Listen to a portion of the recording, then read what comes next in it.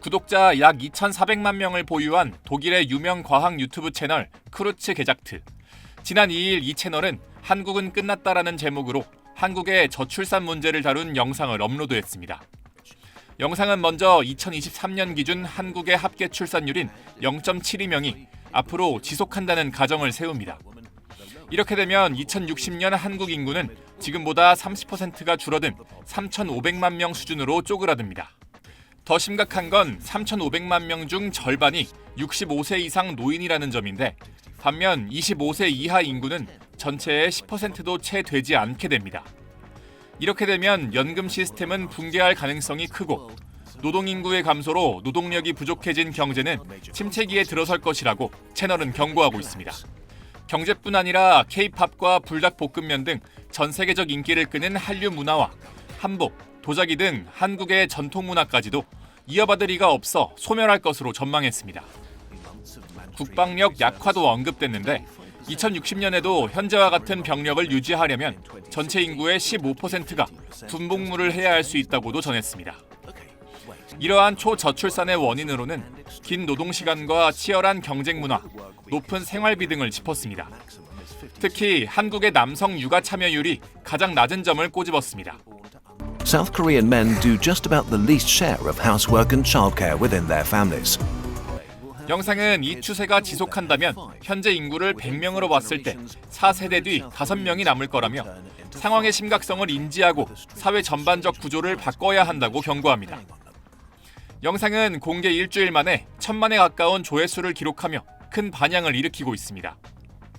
국내외 네티즌들은 영상의 날카로운 분석에 공감하고 한국 사회의 미래에 대해 깊은 우려를 나타내면서도 오히려 이런 사실을 널리 알려 한국의 대응을 촉구하게 하는 것이 고맙다는 반응 등을 남기고 있습니다. SBS 배성재입니다. 대한민국의 합계 출산율 통계를 듣고 대한민국 완전 망했네요라며 머리를 부여잡은 조앤 윌리엄스 미국 캘리포니아대 법대 명예교수. 한국을 인구 소멸 1호 국가로 지목한 뒤 지난 5월 방한한 세계적 인구학자 데이비드 콜먼 옥스퍼드대 교수. 세계 유례없는 한국의 저출산이 해외 석학들의 우려를 한몸에 받고 있지만 우리나라에선 정작 아직도 기본적인 모성, 부성 보호제도조차 제대로 지켜지지 않는 걸로 나타났습니다. 용해인 기본소득당 의원실이 고용노동부로부터 받은 최근 5년 모성, 부성 보호제도 위반 사건 처리 현황을 보면 육아휴직을 이유로 불이익을 주는 등 제도 위반 신고 사건 10건 중 1건만 검찰에 넘어가는 것으로 확인됐습니다. 2019년부터 지난 8월까지 모성 보호 관련 사건 1,857건 가운데 노동청이 기소 의견으로 검찰에 송치한 사건은 9%인 168건에 그쳤는데 시정 조치는 146건, 과태료 부과는 8건뿐이었습니다. 각하, 기소 중지, 기타 종결이 가장 많았고 취하 등으로 종결된 사건도 전체 26%를 차지했습니다. 신고 사건 유형에선 육아휴직 관련 위반 신고가 965건으로 가장 많았는데 육아휴직을 허가하지 않거나 신청자를 해고하는 등 육아휴직으로 불리한 처우를 받았다는 신고입니다. 출산 전후 휴가 기간 중 해고 금지 위반 신고는 627건이나 됐습니다. 육아기 노동시간 단축 관련 위반, 배우자 출산 휴가 관련 위반, 임신기 노동시간 단축 관련 위반도 많았습니다. 정부가 육아휴직 등 제도 활용에 대한 인식 개선에 나서고 있지만 현실의 장벽은 여전하다는 통계입니다. 직장갑질 119가 지난 3월 직장인 1,000명을 대상으로 설문조사한 결과 직장인 45.2%가 육아휴직을 자유롭게 쓸 수 없다고 답했습니다. SBS 김민정입니다. 대형 카페에서 9개월 넘게 일한 A씨. 지난달 육아휴직을 신청한 뒤 대표 부부와 면담했습니다. 그 자리에서 대표 남편은 사직을 요구했습니다. 왜 그런 거 왜 하는 거야 우리한테? 나 퇴사해라니까. 경고사를 해야 되니까 그냥 퇴직해. 욕설을 퍼붓기도 했습니다. 야 이 여기가 무슨 대기업이야? 야 죽잖아 죽었는데 야 네 남편 오라래. A씨는 도망치듯 자리를 빠져나왔습니다. 제가 이 상황에서 다시 나가서 근무를 할 수도 없는 상황이잖아요. 저는 진짜 너무 두렵거든요. 대표 남편은 욕설한 걸 사과하면서도 경영상 어려움을 호소했습니다. 사대보험도 있고 연차 월차도 줘야 된다 해고 예? 거기다 퇴직금이 10개월이면 안 줘도 되는데. 경찰과 노동청 조사가 시작되자 뒤늦게 육아휴직을 승인했습니다. A씨 경우처럼 육아휴직 신청을 거부당해 노동청에 신고된 사례는 지난 5년간 641건에 달합니다. 이 가운데 재판에 넘겨진 사례는 23건뿐인데 노동청의 시정 요구를 받아들인 업체 입장을 고려한 결과로 분석됩니다. 중소기업에서 10년 이상 근무한 B씨도 황당한 일을 겪었습니다. 회사가 육아휴직이 배제된 휴가 안내문에 서명을 요구했기 때문입니다. 전 직원이 사인을 했는데 저만 비동의를 했어요. 비동의한 사례가 제가 처음이었거든요. 이후 육아휴직을 신청하자 협박이 이어졌습니다. 돌아왔을 때 너가 있을 자리가 어디 있을까? 뭐 이런 식으로 얘기하고 300명 이상 사업체 절반은 육아휴직 사용 실적이 있지만 업체 규모가 작아질수록 낮아져 5에서 9명 사업체에선 육아휴직 사용 실적이 고작 6%에 불과합니다. 영세 업체일수록 육아휴직을 쓰지 못하는 건데 그래서 육아휴직을 신청만 하면 사업주 승인이 없어도 자동 개시되는 제도를 도입하자는 목소리가 높습니다. 신청이 들어가면 승인이 없어도 자동 개시될 수 있는 조항으로 변경이 돼야 된다. 육아휴직 미이행 사업주에 대한 제재 수위를 높이자는 주장도 있습니다. 사업주들이 이거를 모르렸거든요. 거의 처벌받지 않는다. 100만 원이 선고되기도 하고 그러니까 차라리 그런 식으로 하는 것이 경영상 훨씬 더 유리하다. 반면 이를 보장하려는 영세업체를 지원해야 한다는 제안도 있습니다. SBS 송기준입니다.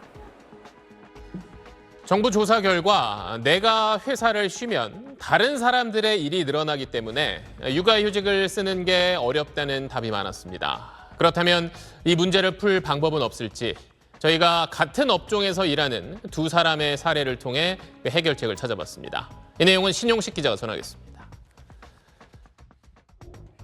IT 업체에 종사하는 A씨는 6개월 된 아이의 아빠입니다. 힘들게 좀 일을 하다가도 이렇게 집에 와서 딱 웃는 모습 보면 너무 좋죠. 양가의 육아 도움을 받기 어려워 육아휴직을 사용하려고 했지만 고민 끝에 결국 포기했습니다. 다른 사람들은 제가 뭘 하는지 정확히 모르거든요. 다른 사람한테 이걸 내 일을 넘겼다. 그럼 이제 팀원분들한테 너무 민폐인 거죠. 고용노동부가 육아휴직을 사용하지 못하는 이유를 조사해봤더니 동료에게 업무가 가중된다거나 사용할 수 없는 조직 문화를 꼽은 응답자가 3명 중 2명이나 됩니다. 육아휴직이 법으로 보장돼 있더라도 동료에게 업무 부담을 줄 수 있다는 점이 육아휴직 사용을 주저하게 만든 겁니다. 역시 IT 업체에 다니는 34살 이우영 씨는 두 번째 육아휴직을 앞두고 있습니다. 처음에 이 씨도 업무를 나누어 맡을 동료들에게 미안한 마음이 컸는데 회사에서 묘안을 내놨습니다.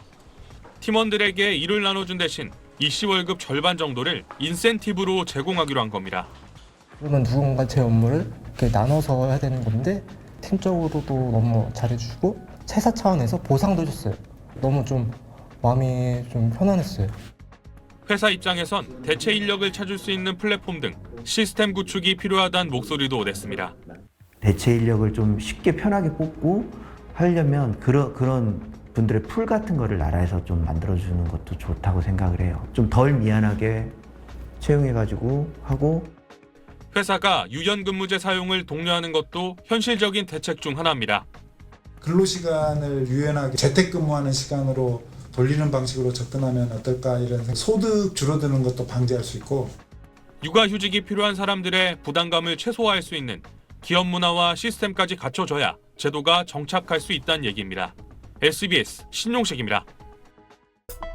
저는 재작년 6개월간 육아휴직을 했습니다. 이렇게 행복한 기억도 많이 생겼지만 당시 가장 큰 문제는 충격적으로 줄어든 제 수입이었습니다. 한 달 수입이라곤 112만 5천 원이 전부. 매달 대출 상환, 관리비, 보험료, 고정 지출만 200만 원이 넘는데 112만 5천 원으로 내 식구가 살아가기란 불가능했습니다. 1,000만 원에 가깝던 통장 잔고가 마이너스가 되는 데는 채 3달이 걸리지 않았습니다. 이런 일은 저만 겪는 게 아니었습니다. 초등학생부터 얼마 전 태어난 막내까지 5 아이를 키우는 아내가 안쓰러워 육아휴직을 썼던 최정남 씨는 고작 한 달여 만에 복직을 신청했습니다. 어제 돈을 받아보고 나서 안 되겠다 해가지고 저보다 3명 많은 7식구지만 받는 돈은 월 112만 원 같습니다. 최저생계에 맞춰서 해주면 모르겠는데 저희같이 대가족은 100만 원 조금 받아서는 안 되잖아요. 무지출이라고. 맞아요. 지금 네, 냉장고에 있는 걸로만 이제 생활을 하고 외식 아예 안 하고. 예준이네 가족은 무지출의 날을 정했습니다. 줄어든 소득의 식단부터 바꾸고 내 집 마련을 위해 모으던 돈도 끌어다 썼습니다. 저희가 작정하고 모았었던 금액들이 있어요. 이제 내 집 마련하려고. 다 쓰진 않았는데 이제 많이 거기서 이제. 육아휴직급여 112만 원은 6년째 그대로입니다.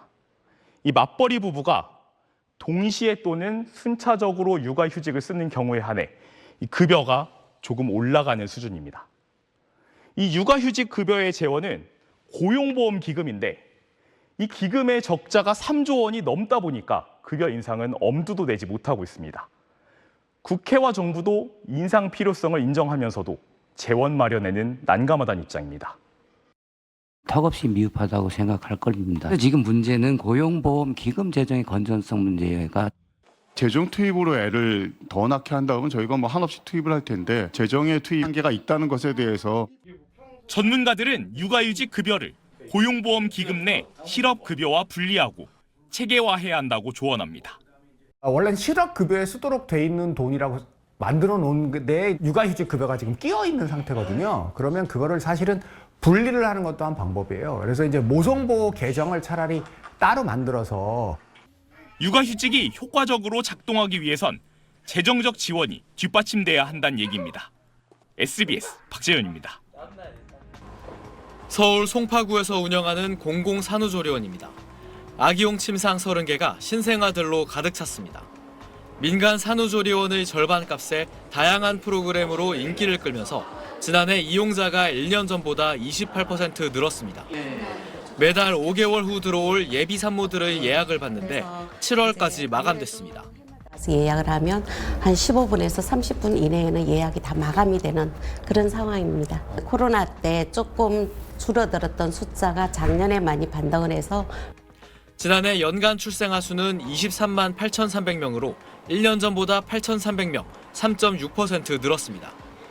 여성 1명이 평생 낳을 걸로 예상되는 자녀 수, 즉 합계 출산율도 0.75명을 기록해 0.03명 증가했습니다. 모두 9년 만에 반등한 겁니다. 우선 30대 초반 인구수 증가라는 인구학적 요인이 출산율을 끌어올린 걸로 분석됩니다. 1991년에서 1995년까지 한 해 출생아 수가 70만 명을 넘었는데 이들 에코붐 세대가 출산 연령이 됐기 때문입니다. 코로나 대유행으로 미뤄뒀던 결혼이 엔데믹 선언 전후로 늘기 시작한 것도 지난해 출산율 상승을 이끈 걸로 보입니다. 지난해 혼인 건수는 22만 2천 건으로 1년 전보다 14.9% 늘어 1970년 연간 통계 작성 이래 가장 높은 증가율을 보였습니다. 출산율이 단기적으로는 더 오를 수 있다는 긍정적인 신호인데 그렇다고 낙관해선 안 된다는 의견이 많습니다. 출산화가 늘어난 시기에 혹시 취약지대의 양육이나 보육 아니면 의료 서비스에서 빈 구멍이 없는지 꼼꼼히 따져볼 필요가 있겠습니다. 합계 출산율이 반등하긴 했지만 여전히 OECD 회원국 평균의 절반에도 못 미치고 1명 미만은 한국이 유일합니다. SBS 이태원입니다.